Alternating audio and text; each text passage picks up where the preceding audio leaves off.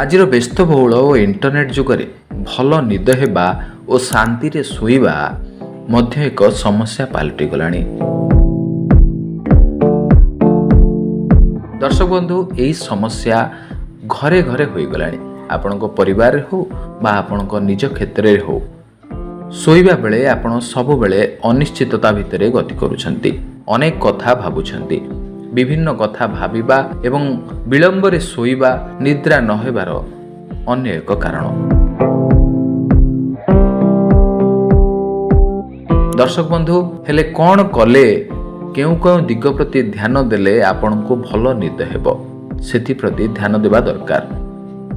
କାହିଁକିନା ନିଦ ନହେଲେ ଆପଣ ବିରକ୍ତି ଭାବ ପ୍ରକାଶ କରନ୍ତି। ଆସନ୍ତାକାଲିର କାମ କେମିତି ହେବ ସଠିକ୍ ଭାବରେ କରିପାରନ୍ତି ନାହିଁ। ତେଣୁ ଶୋଇବା ପ୍ରତି ନିଶ୍ଚିତ ଭାବରେ ଧ୍ୟାନ ଦେବା ଉଚିତ।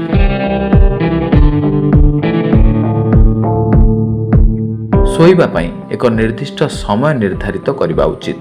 ବିଳମ୍ବିତ ରାତି ଯାଏ ଚେଇଁ ନ ରହିବା ଏବଂ ଅନ୍ୟ କିଛି ବିଷୟ ପ୍ରତି ଦୃଷ୍ଟି ଦେଲେ ଭଲ ନିଦ ହେବ। ଅନ୍ୟଥା ଆପଣ କେବଳ କଷ୍ଟ ପାଇବେ। ତେଣୁ ଏ ଟିପ୍ସ ଗୁଡ଼ିକ ମନେ ରଖନ୍ତୁ। ପ୍ରଥମରେ, ଶୋଇବାରେ ଏକ ନିର୍ଦ୍ଦିଷ୍ଟ ସମୟ ରଖିବାକୁ ପଡ଼ିବ। ଦ୍ୱିତୀୟରେ, 10ଟାରୁ 11ଟା ଭିତରେ ଶୋଇଲେ ସକାଳ 6ଟା 7ଟା ଭିତରେ ଉଠିବେ।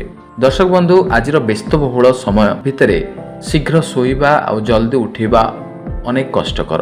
ସେଥିପାଇଁ ଏକ ସ୍ୱତନ୍ତ୍ର ସମୟ ନିର୍ଦ୍ଧାରିତ କରନ୍ତୁ। 10ଟାରୁ 11ଟା ଭିତରେ ଶୋଇଲେ ସକାଳ 6ଟାରୁ 7ଟା ଭିତରେ ଉଠିବେ। ଫଳରେ ନିଦ ପାଇଁ ପର୍ଯ୍ୟାପ୍ତ ସମୟ ମିଳିବ। ଆପଣ 6ରୁ 7 ଘଣ୍ଟା ଶୋଇପାରିବେ। ରାତି 10ଟା ପରେ ମୋବାଇଲ ବା ଇଣ୍ଟରନେଟ୍ ଅଧିକ ବ୍ୟବହାର କରନ୍ତୁ ନାହିଁ। କାରଣ ମୋବାଇଲ ଚଳାଇବା ଦ୍ୱାରା ବ୍ରେନ୍ ଆକ୍ଟିଭ୍ ହୋଇଥାଏ, ଯାହା ନିଦ ହେବାରେ ବ୍ୟାଘାତ ସୃଷ୍ଟି କରେ।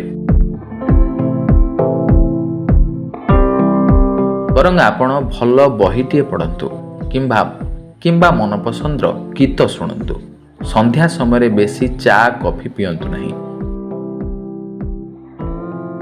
ଦିନରେ 30ରୁ 45 ମିନିଟ୍ ଶାରୀରିକ ବ୍ୟାୟାମ ଓ ଧ୍ୟାନ କରନ୍ତୁ।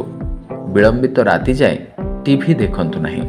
ରାତିରେ ଗରିଷ୍ଠ ଖାଦ୍ୟ ଖାଆନ୍ତୁ ନାହିଁ।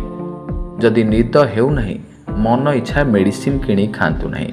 ବରଂ ଡାକ୍ତରଙ୍କ ପରାମର୍ଶ କ୍ରମେ ମେଡ଼ିସିନ ଖାଆନ୍ତୁ।